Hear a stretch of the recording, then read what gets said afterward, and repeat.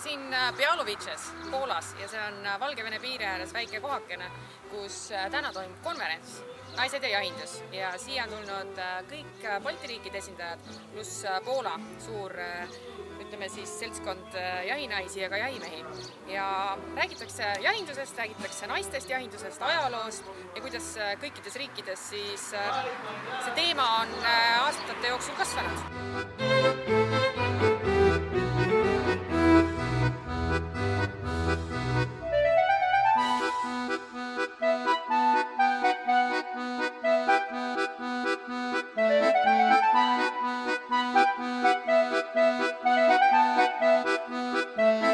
Mis te arvate, Eesti naiskitid? Kuidas oleks?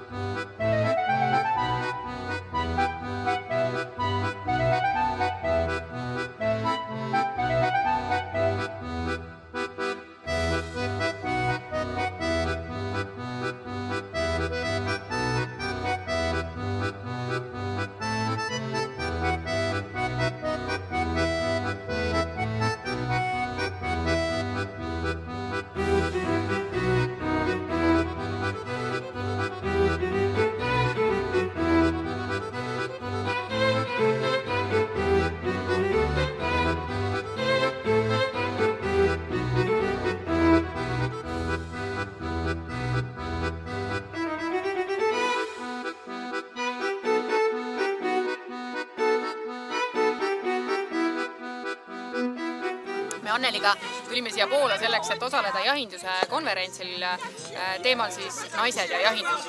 Ja päev oli väga äge, emotsioone täis, just, oli väga palju erinevaid riike, kes esinesid oma kogemuste põhjal ja mida ma toon välja on see, et väga palju oli Poola keelseid ja Poola teemadel ettekandeid, millest muidugi kõik aru ei saanud, aga räägiti ju näiteks hundipopulatsioonist.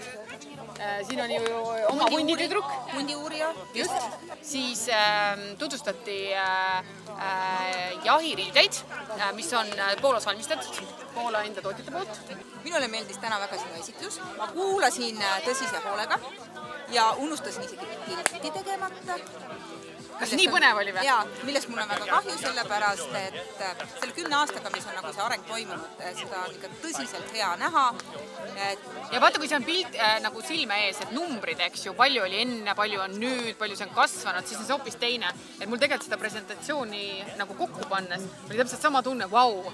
Sa said lisainfot? Jaa, et just, et see areng on ikka hästi suur olnud, et hea on muidugi vaadata, et teistes riikides on ka see areng olnud, muidugi me oleme veel väikesed, meid on 300 ja poolakaid on 3000, aga no need suhtarvud on ka oluliselt teised.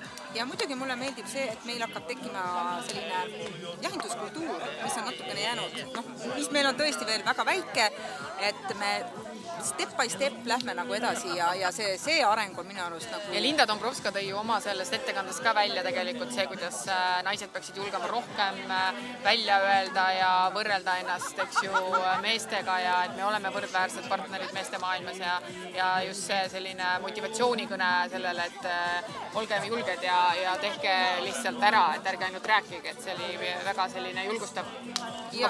No. Olge julged ja kui te räägite oma saavutustest, nii-öelda jahindusalastest saavutustest, siis tehke seda korrektselt ja ühiskonnale suht üheselt arusaadavalt. Et ärge otsige nagu murepilvi sinna enda jaoks. Aga tead, ma tean ühte kohta, kus täna ei ole murepilve ja see on see metssiga, mis aeti Vardasse. Lähme vaatame. Lähme vaatame.